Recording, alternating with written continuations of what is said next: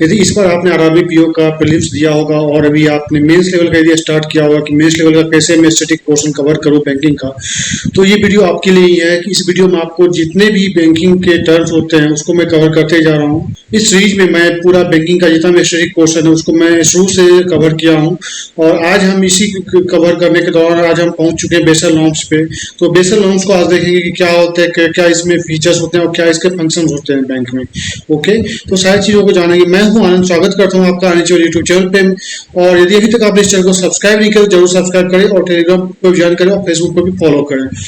तो चलिए आज जानते हैं कि बेसल नॉर्म्स क्या होते हैं और बेसल नॉर्म्स के बारे में जानते हैं पूरे डिटेल में। और आप लोग क्या करते हो कि मैं देखता हूँ कि यदि मैं आपको कोई भी चीज़ देता हूँ, मान लो कोई भी होमवर्क, तो आप लोग कुछ करते नहीं हो क्योंकि आप लोगों को एग्जाम से लेना तो है नहीं, कुछ भी निकालना तो है नहीं, है ना, बस मजे लेना है, बस देखना भी नहीं सही से वीडियो। तो प्लीज़ देखा करो आप लोग। और यदि मैं कुछ होमवर्क देता हूँ तो आपके भलाई के लिए देता हूँ, तो आप लोग उसको भी किया करो, ठीक है। तो चलिए देखते हैं बेसल नॉर्म्स को। तो बेसल नॉर्म्स होता क्या है? बेसल नॉर्म्स जो होता है एक बैंकिंग आपका सुपरविजन गाइडलाइंस होता है, जो कि हम लोगों को दिया था किसके द्वारा? बीसीबी के द्वारा, ठीक है। बीसीबी क्या होता है? बीसीबी के द्वारा, जो कि किसके अंडर काम करता है? आपका बीआईएस के अंडर काम करता है, ठीक है। तो मैं सारी चीज़ लिखूंगा आपको और सारी चीज़ मैं डिटेल बताऊंगा भी आपको, तो कोई परेशान होने की दिक्कत नहीं है। आप बस नोट्स बनाते चलो, आप बस नोट्स बनाते चलो और आप देखना आपका बहुत अच्छा हो जाएगा स्टैटिक में। और आप बहुत अच्छे से इंटरव्यू में भी आपका बहुत काम आएगा, ठीक है, इसलिए ध्यान से सुनना आप। तो बेसल नोट्स क्या होते हैं? Basel norms are banking supervision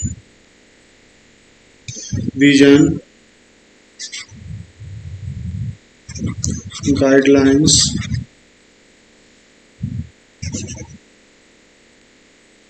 provided to us by BCBS, जो किसके अंडर काम करता है?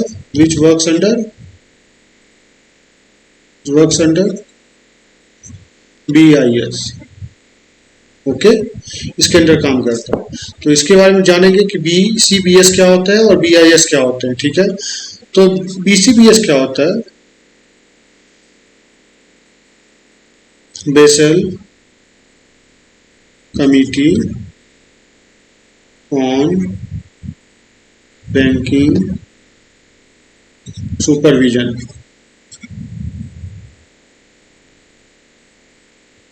ठीक है। और BIS क्या होता है? बैंक्स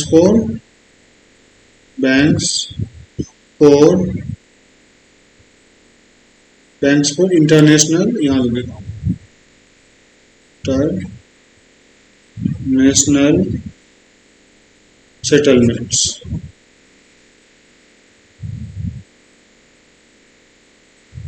ठीक है। तो देखो क्या होता है, और कुछ चीजें हैं वो भी बता देता हूँ। तो ये जो होते हैं बेसल नॉर्म्स जो होते हैं बैंकिंग सुपरविजन गाइडलाइंस होते हैं, जो कि किसको देते हैं? तो हम लोग के लिए होते हैं, ठीक है। और वो BCBS के द्वारा दिया जाता है, जिसका पूर्ण फॉर्म होता है basal committee on banking supervision. ये याद कर लेना, इंटरव्यू पूछ सकता है, फिर मेंस लेवल में पूछ सकता है, ओके। इंटरव्यू तो पूछ ही सकता है और प्लस मेंस लेवल में जो होते हैं क्वेश्चन आते करके पूछ देते हैं, ठीक है। तो विच वर्क्स अंडर किसके अंडर काम करते हैं? BCBS, BIS के अंडर काम करते हैं। BIS का फुल फॉर्म क्या हो गया? Full form banks for international settlements हो गया, ठीक है। तो ये होता क्या है, इसमें क्या होता है? तो ये जो होता है इट गिव्स गाइडलाइंस या सजेशन, जो भी मान लो आप, सजेशन किसको देगा? To the RBI। किसको देता है ये? BIS जो होता है, ये जो होता है आपको, या फिर BIS जो होता है किसको गाइडलाइन देता है? RBI देता है। क्या देता है? हाउ टू डू बैंकिंग, ठीक है। और इसका जो एस्टेब्लिशमेंट है BIS का, ये है 1988 में, ठीक है। तो इसका जो एस्टेब्लिशमेंट हुआ था 1988 में हुआ था, ठीक है। अब देख लो यहाँ पे इसका तो ये हुआ कि ये एक सजेशन दे रहा है, जैसे सपोज दैट मान लो कि एग्जांपल ले लो, जैसे कि अभी है सचिन है, ओके। सचिन ने मान लो कोई प्लेयर है इंडियन क्रिकेट टीम में, मान लो कि रोहित शर्मा है या फिर विराट कोहली, उसको सजेशन दिया कि ऐसा बैटिंग करो या फिर इस तरह से परफॉर्मेंस इंप्रूव करो। तो अब ये सजेशन दिया है, मन होगा तो विराट कोहली मानेगा उसका सजेशन, नहीं मन होगा तो नहीं मानेगा, ओके। लेकिन ये जो होता है कि मतलब कि बैंक के हित में ही ये सजेशन देते हैं कि आप इस तरह से बैंकिंग कीजिए, आप इस तरह सुधार कीजिए अपने बैंकिंग सर्विसेज में, जो भी होता है वो सब को सजेशन दिया जाता है बीआईएस के द्वारा, ठीक है। बैंक्स को, बैंक ये बीआईएस के द्वारा किसको दिया जाता है सजेशन, आरबीआई को दिया जाता है, ठीक है। आरबीआई उस चीज को इम्प्लीमेंट करवाते हैं, है ना। तो यही चीजें हैं। तो अब देखिए ये जो होते हैं तीन तरह के बेसल नॉर्म्स होते हैं, उसको देख लेते हैं। तो कितने तरह के बेसल नॉर्म्स होते हैं, there are three types of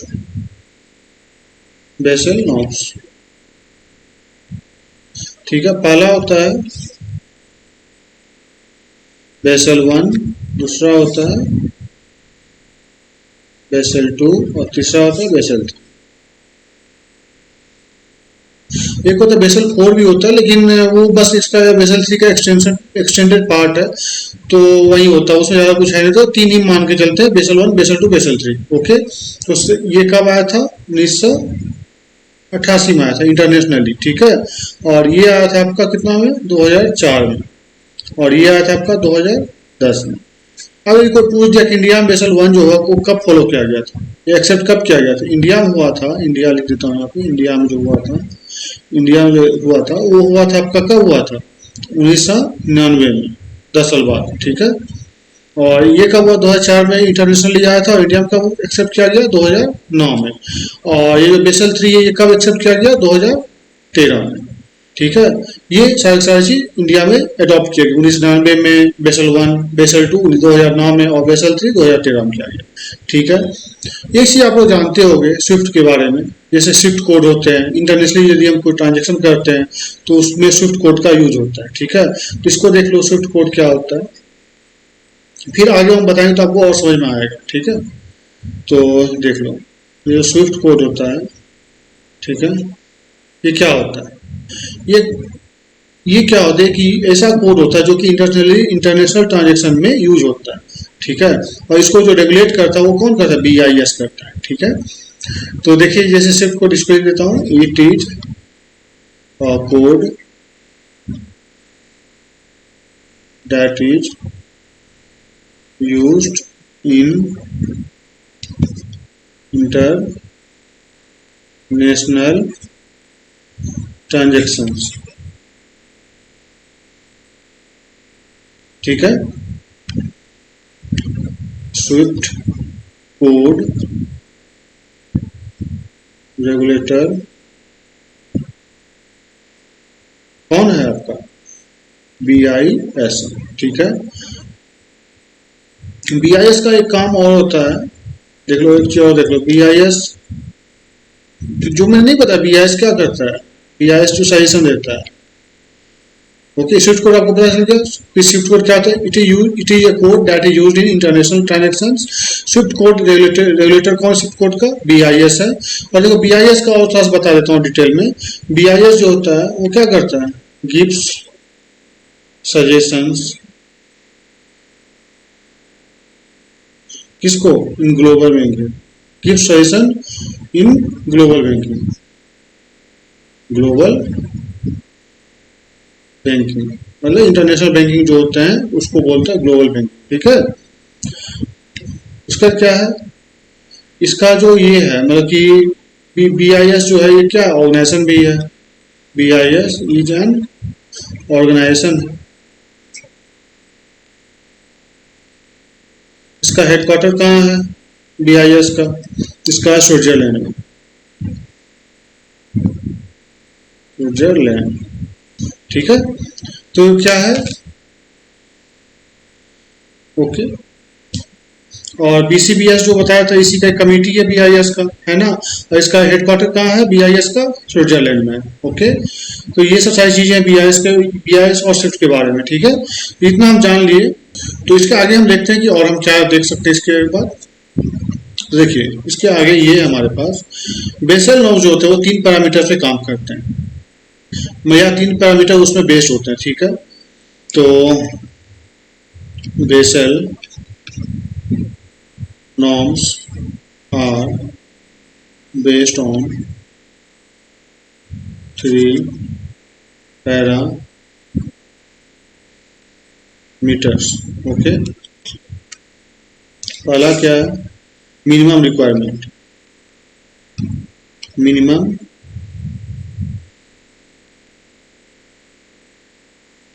जो रिक्वायरमेंट। दूसरा क्या चीज है उसमें? सुपरवाइजरी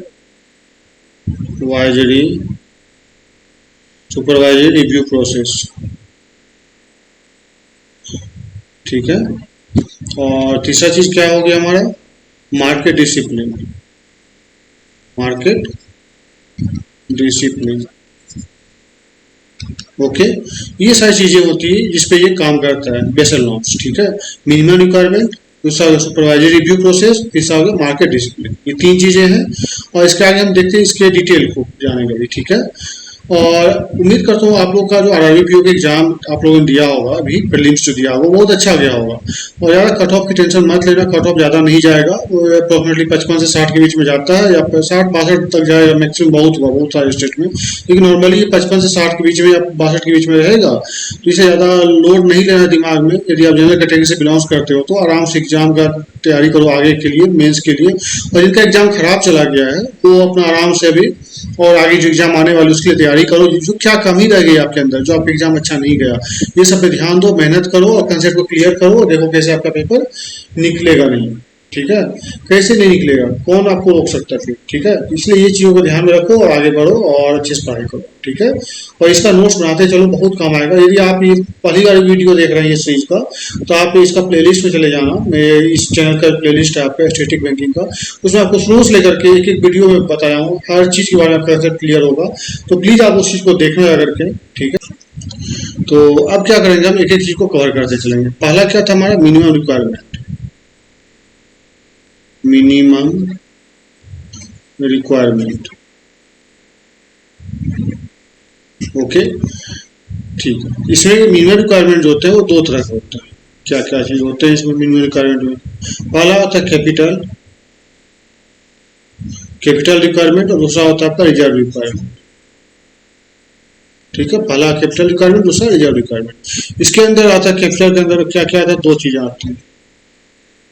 पहला कौन सा आता है? CRAR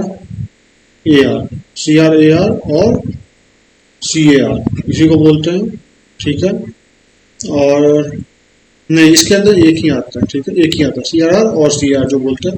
और रिजर्व में क्या आता है? रिजर्व रिक्वायरमेंट में इसमें आता है आपका CRR पहला, और दूसरा आता है आपका SLR, जो कि हमने पिछले क्लास में मैं डिस्कस किया था, या पिछले क्लास में होगा, तो उसको आप जाकर के देख लेना। प्लेलिस्ट में दिया है सारा सारा, आप एक एक वीडियो चेकआउट करोगे तो आपको मिल जाएगा। सारा मैंने कंसेप्ट बताया बहुत अच्छे तरीके से। तो प्लीज जाकर के वीडियो को आप ये वीडियो देखने के बाद चेकआउट कर लेना, या नहीं तो पहले वो वीडियो देख लो SLR CRR सब वाला, तो उसका आपको ये चीजें क्लियर हो जाएंगी, ठीक है। तो देखिए इसके क्या होगा, कैपिटल जो होता है, capital requirement, minimum capital requirement में जो होता है उसमें होता है CRAR और CAR बोलते हैं उसको, यानी तो CRR, और रिजर्व वाला में CRR और SLR, ठीक है। तो आगे चलते हैं इसका।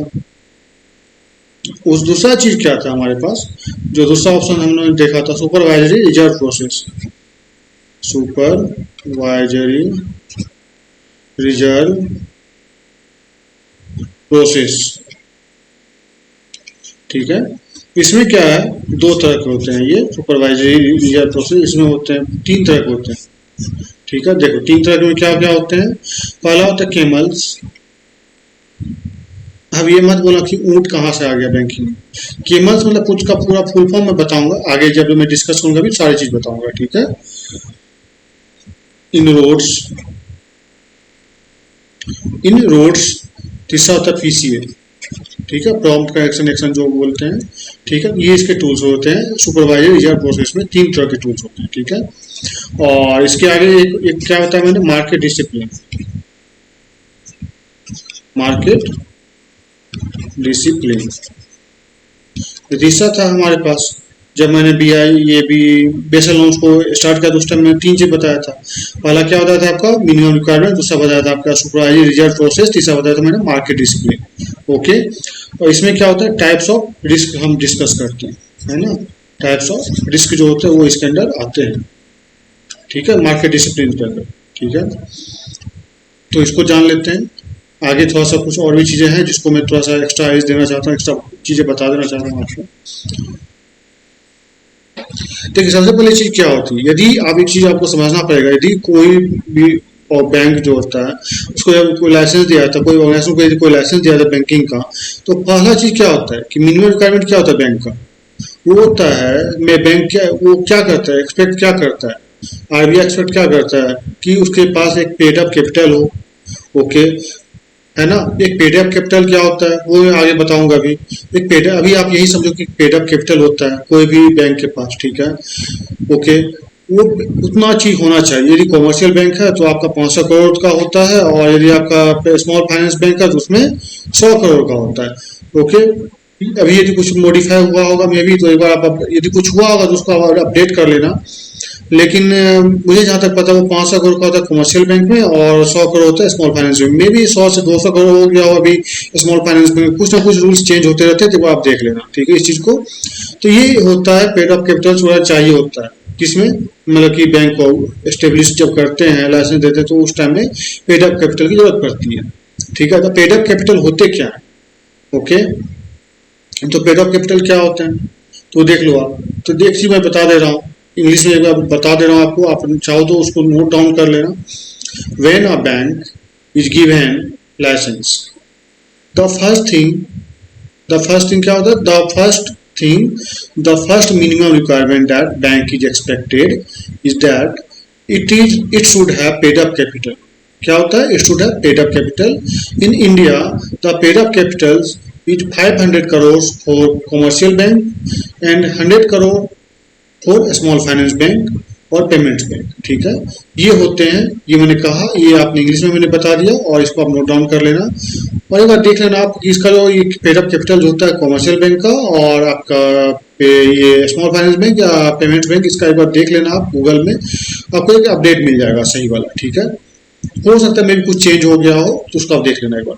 ओके, कुछ चेंज होगा तो उसको कमेंट सेक्शन में लिख सकते हो कि और भी लोग अपडेट हो जाओ उस चीज से, ठीक है। तो अब पेड अप कैपिटल होता क्या वो देख लो। पेड अप कैपिटल्स, ठीक है। तो इसमें क्या होता है, it is an amount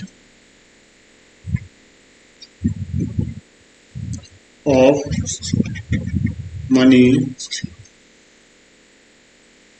invested by the share holder. इसके द्वारा होता है शेयर होल्डर के द्वारा। ये क्या होता है, पेड अप कैपिटल्स में कोई पूछ दिया इंटरव्यू कि पेड अप कैपिटल्स क्या होता है, what do you mean by paid up Capitals, तो आप बोल सकते it is an amount of money invested by the share holder, ठीक है। मान लो को बैंक है कुछ भी है, तो उसमें जो पेड अप कैपिटल्स होता है वो क्या होता है, जो शेयर होल्ड करते हैं उसका जो इन्वेस्टमेंट होता है मनी का, उसी को बोलते हैं पेड अप कैपिटल, ठीक है। शेयर होल्डर का जो पैसा दिया जाता है बैंक में इन्वेस्ट किया जाता है, तो उसी को बोलते हैं हम लोग पेड अप कैपिटल्स बोलते हैं, ठीक है। तो यहाँ तक आप समझ गए होंगे, ओके। तो अब हम आगे देखते हैं इसके बाद, जो हमने कहा था मिनिमम रिक्वायरमेंट जो होता है उसके बारे में हम अब डिस्कस करेंगे यहाँ पे। मिनिमम रिक्वायरमेंट में क्या क्या आता है हमारा, एक क्या आता है हमारा CRAR आता है, या इसी को क्या बोलते हैं हम CAR बोलते हैं, ठीक है। ओके, तो इसका मतलब क्या होता है ये हम जान ले पहले, है ना। तो देखो CRAR मतलब का फुल फॉर्म क्या होता है वो देख लेते हैं। इसका मतलब होता है capital to risk weighted asset ratio, लिख लो capital to risk weighted asset ratio. आपसे कोई पूछ सकता है इंटरव्यू में या एग्जाम में, कहीं कोई पूछ दे कि CRAR मतलब क्या होता है, इसका फुल फॉर्म बताइए, तो आपसे क्या बोलोगे? Capital to risk weighted asset ratio. और CAR का मतलब पूछ दिया तो कैपिटल एडिक्वेसी रेशियो। ठीक है, यहाँ तक हमने इसको जाना। और फिर इसका एक फॉर्मूला होता है जो कि अभी हम लिख देते हैं यहाँ पे। CRAR या CAR निकालने का जो फॉर्मूला होता है, ये होता है आपका टायर 1 प्लस टायर 2, ठीक है, डिवाइडेड बाय RWA। तो RW क्या होता है? ये इसका full form risk weighted asset into 100। ठीक है, अब देखो टायर 1 में क्या क्या आता है, ये फॉर्मूला याद रखना। ठीक है, कोई पूछ दिया CRR और CRAR और CAR कैसे निकालते हैं, इसका फॉर्मूला ये होता है CRR और CAR मतलब equal to tier 1 plus tier 2 by RWA, मतलब कि रिस्क वेटेड एसेट इंटू 100। ठीक है, ये हम निकालते हैं इस तरह से। देखो टायर 1 में क्या क्या आता है, मैं कलर चेंज कर ले रहा हूँ, आपको सही रहेगा समझने में। ओके, टायर 1 में, ठीक है, इसमें क्या होता है? कोर कैपिटल होता है, कोर कैपिटल होता है बैंक का। ठीक है, कोर कैपिटल मतलब एसेट जो होता है, एसेट होता है। ओके, और इसमें जो होता है टायर 2 में, इसका बता देता हूँ, इसमें क्या होता है? सप्लीमेंट्री कैपिटल, सप्लीमेंट्री कैपिटल होता है। ठीक है, जैसे कि लायबिलिटीज, जो बैंक के लायबिलिटीज होते हैं वो इसमें आते हैं टायर 2 में, और कोर कैपिटल क्या आते हैं? एसेट आते हैं। ठीक है, इतना तो क्लियर हो गया। मान लो कोई बैंक है, ओके, ये उसका मान लो कि इसमें एसेट्स में क्या हो गया, मान लो कि कुछ भी, मान लो कि इनका इनकम होता है, मान लो कुछ इनकम हुआ, किससे? इंटरेस्ट है, लोन में लोन दिया और उसे इंटरेस्ट आया, वो जो तो हुआ एसेट हुआ, इंटरेस्ट इनकम हो गया। या कोई सर्विस का चार्ज हो गया, ऑल चार्जेज जो होते हैं, तो बैंक का क्या एसेट हो गया। ठीक है, ओके, तो ये सब जो होते हैं, मान लो कि कभी ऐसा हुआ सिचुएशन कि हम CAR निकाल रहे हैं और या CRAR निकाल रहे हैं, और बैंक क्या हो रहा है कि बैंक का मान लो कि थोड़ा सा हालत खराब हो गया, उसने टायर 1 में जो कैपिटल रखा हुआ था उसको उसने यूज कर लिया। ओके, टायर 1 में जो कैपिटल रखा हुआ था उसको यूज कर लिया, तो क्या इससे बैंक हमारा डूब जाएगी या बिजनेस उसका डूब जाएगा, क्या होगा? तो ये चीज हमेशा याद रखना। If bank used tier 1 capital, ठीक है, tier 1 capital, okay, then it will be in the business, तब भी क्या होगा? बैंक बिजनेस में बना रहेगा। ठीक है, यदि टायर 1 भी हमने ये भी यूज कर लिया, ठीक है, और टायर 2 भी यूज कर लिया, ठीक है, टायर 1 खत्म कर दिया मैंने यूज करके, ठीक है, और टायर 2 भी मान लो यूज कर लिया, तब क्या होगा? बैंकरप्ट हो जाएगा। इफ टायर 2 कैपिटल जो है, सप्लीमेंट्री कैपिटल जो है, उसको हम यूज कर लेंगे, is used, then bank will bankrupt, then bank will bankrupt. क्या हो जाए उसका? देखो, यदि बैंक जो है ये टायर 1 वाला यूज कर लिया कैपिटल, तो बैंक का बिजनेस तब भी चलता रहेगा। ठीक है, क्योंकि उसके पास क्या है? सप्लीमेंट्री कैपिटल है। ओके, सप्लीमेंट्री फंड्स है उसके पास, कुछ भी है तो उससे वो लायबिलिटीज है, उससे वो कवर कर लेगा, अपना बिजनेस चलाते रहेगा। यदि मान लीजिए टायर 1 भी खत्म हो गया और टायर 2 पे चला गया है, और टायर 2 पे जाकर के यूज कर रहा है, तो उसके बाद क्या होगा? बैंक हमारा डूब जाएगा, बैंकरप्ट हो जाएगा। ओके, तो ये चीज याद रखना। आपको कोई पूछ दे इंटरव्यू में तो आप बता सकते हो कि यदि टायर 1 का कैपिटल यूज होता है तो तब भी हमारा बिजनेस चलता रहेगा, और यदि हम टायर 2 का भी यूज कर लिए तब जाकर क्या होगा? बैंकरप्ट हो जाएगा। ठीक है, तो ये याद हमेशा रखना आप। ओके, ठीक है। हमेशा टायर 1 पहले यूज होगा, फिर टायर 2 पे जाएंगे। ओके, इस तरह से कोई पूछ दे कि क्या टायर 2 पहले यूज कर सकते हैं? नहीं, पहले टायर 1 होगा, फिर टायर 2 होगा। ओके, इस तरह से इसको हम जानते हैं। ठीक है, आगे देखते हैं आगे और क्या क्या है, उसको हम कवर करते हैं। तो हम देखेंगे अभी कि रिस्क वेटेड जो एसेट होते हैं उसके बारे में थोड़ा सा डिटेल में और जान लें। ठीक है, कि क्या होता है क्या नहीं होता है। तो देखो, लोन जो होता है, लोन जो होता है वो क्या होता है? वो एसेट होता है, इसके लिए बैंक के लिए। Loan is asset for bank. Okay, मान लो, मान लो इसने 100 करोड़ का लोन दिया। किसको? 100 करोड़ का लोन दिया किसको? कोई आदमी है या कोई ऑर्गेनाइजेशन है, कोई ऑर्गेनाइजेशन है। ठीक है,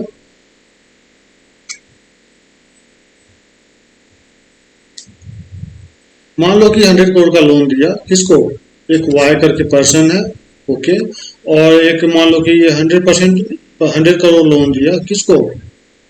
किसको दिया? ये गवर्नमेंट ऑर्गेनाइजेशन को, गवर्नमेंट ऑर्गेनाइजेशन को। ठीक है, अब देखो रिस्क किसमें क्या है। अब कोई वाई है, कोई 100 करोड़ का लोन दिया कोई वाई आदमी। ठीक है, ओके, ये क्या है? ये अनएम्प्लॉयड है। क्या है ये? अनएम्प्लॉयड है। ओके, तो यहाँ पर रिस्क क्या है? डूबने का 100% है। बिजनेस डूब भी सकता है, कुछ भी हो सकता है, लॉस भी आ सकता है, इसलिए रिस्क यहाँ पे 100% है। वही 100 करोड़ दिया गवर्नमेंट को, ऑर्गेनाइजेशन को लोन दिया, कौन? बैंक दिया। उस टाइम में रिस्क क्या होता है? 0% होता है। ओके, क्यों? मान लो गवर्नमेंट ऑर्गेनाइजेशन है, उसको लोन दिया बैंक ने, तो वहां पे क्या रिकवरी के चांसेस 100% होते हैं, रिकवरी हो जाते हैं। ठीक है, सारे सारे पैसे वापस आ जाते हैं। इसीलिए गवर्नमेंट ऑर्गेनाइजेशन को जो बैंक लोन देते हैं वो रिस्क कैटेगरी में बहुत, मतलब एक तरह से कहा जाए तो लो ही होते हैं, बहुत लो होते हैं। ठीक है, क्योंकि रिस्क नहीं होता है उसमें। और जो हम कोई कंपनी को दे रहे हैं, कोई प्राइवेट फर्म को दे रहे हैं, कुछ भी दे रहे हैं, उसमें क्या रिस्क 100% होता है। क्या पता वो डूब जाए, या क्या पता कुछ हो जाए, सब बैंकरप्ट हो जाए, कुछ भी हो जाए कंपनी। ओके, या कोई आदमी लिया लोन, मान लो 50 करोड़ का लिया, कोई 10 करोड़ का लोन लिया, मान लो क्या करता, पैसा लिया भाग गया, उस टाइम में क्या होगा? तो बैंक क्या होता है, उस टाइम बैंक को बहुत रिस्क रहता है, वो रिकवर करेंगे, उसको बहुत दिक्कतें आएगी। ठीक है, तो इसीलिए कहते हैं कि जो यदि हम कोई अनएम्प्लॉयड पर्सन को या फिर कोई फर्म को देते हैं लोन, तो हमारा क्या होता है, हाई रिस्क कैटेगरी में आता है। और यदि हम गवर्नमेंट ऑर्गेनाइजेशन को कोई लोन देते हैं तो वो रिस्क जो होता है वो 0% होता है। ठीक है, इतना दूर तक क्लियर है आपका? Okay,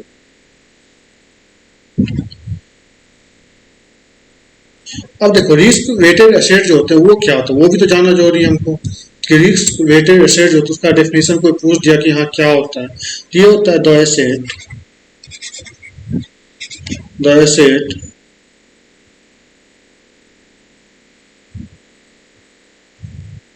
amount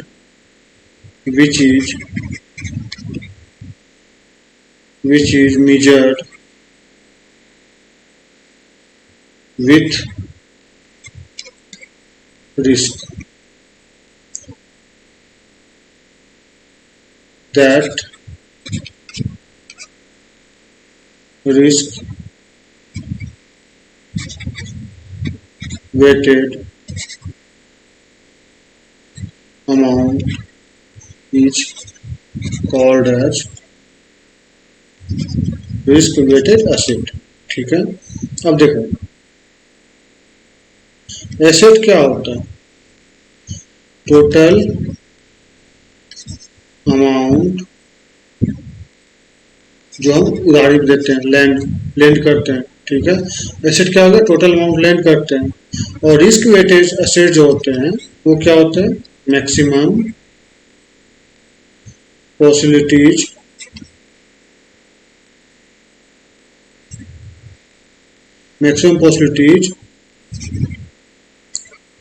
amount that will return। Okay, तो देखो क्या होता है, रिस्क वेटेड जो होते हैं एसेट जो होते हैं उसको कैसे डिफाइन करते हैं, ये देख लो। The asset the asset amount which is measured with risk. ऐसे एसेट अमाउंट होते हैं जिसको कि किससे रिस्क मेजर किया जाता है, रिस्क से मेजर किया जाता है। That risk weighted amount is called risk weighted asset कहा है। वैसे रिस्क वेटेड अमाउंट को रिस्क वेटेड एसेट कहा जाता है। अब एसेट क्या होता है, मान लो एसेट कोई पूछे एसेट क्या होता है, टोटल अमाउंट जो हम लोग उधारी देते हैं, लैंड करते हैं, उसको रिस्क, उसको एसेट कहा जाता है। और रिस्क वेटेड एसेट जो होते हैं उसमें क्या होता है, maximum possibilities amount that will return. मान लो कोई हमने लोन किया कोई ऑर्गेनाइजेशन को या कुछ भी, तो उसमें से कितने मैक्सिमम पॉसिबिलिटी क्या है उस अमाउंट के रिटर्न आने का हमारे पास, ठीक है। ओके, तो उसको बोलते हैं हम लोग रिस्क वेटेड एसेट। ठीक है, समझ गए बात को? इतना दूर तक क्लियर है? उम्मीद करता हूँ क्लियर ही होगा। और ये हम आपको इस तरह से पढ़ा रहे हैं कि आपका आरआरबी का हो या फिर आईपीएस के एग्जाम हो या फिर एसबीआई के एग्जाम होते हैं, ये सब जितने भी कवर होते हैं, आईपीएस पीओ हो या फिर क्लर्क वाले एग्जाम होते हैं, जितने भी पीओ और क्लर्क एग्जाम होते हैं, उसमें आपको ये इंटरव्यू में हो या फिर स्टैटिक पोर्शन, उसमें आपको ये काम आएंगे स्पेशली। ठीक है, इसलिए आपको ये चीज जानना जरूरी है अच्छे से, इसको आप जानिए अच्छे से और धीरे धीरे करके आगे बढ़ते जाएंगे। ठीक है, तो अगले सेशन में हम क्या करेंगे, जो सुपरवाइजरी रिव्यू प्रोसेस होता है उसके बारे में डिस्कस करेंगे और उसके बारे में डिटेल में जानेंगे। ठीक है, तो यहाँ तक कैसा लगा आपको जरूर जरूर कमेंट सेक्शन में बताइएगा। मिलते हैं अगले सेशन में। और यदि अभी तक आपने इस चैनल को सब्सक्राइब नहीं किया, अपने दोस्तों के साथ भी शेयर नहीं करते आप लोग, तो बिल्कुल शेयर कीजिए, उनको बहुत फायदा होगा। जिन्होंने अभी आरआरबी पीओ का एग्जाम दिया हो या फिर जिनका आरआरबी क्लर्क का एग्जाम आ गए, वो भी इस सीरीज को चालू करें, स्टार्ट करें देखना शुरू से, उनको बहुत फायदा मिलेगा। स्टैटिक पोर्शन में जो बैंकिंग का होता है उसमें बहुत कर रहा हूँ अच्छे से, और सारी चीज़ों को मैं एक एक चीज़ करके डिस्क्राइब कर रहा हूँ, तो आपको बहुत फायदा मिलेगा। प्लीज़ इस चैनल को अपने दोस्तों के साथ शेयर कीजिए। तो मिलते हैं अगले सेशन में। Thank you, have a nice day.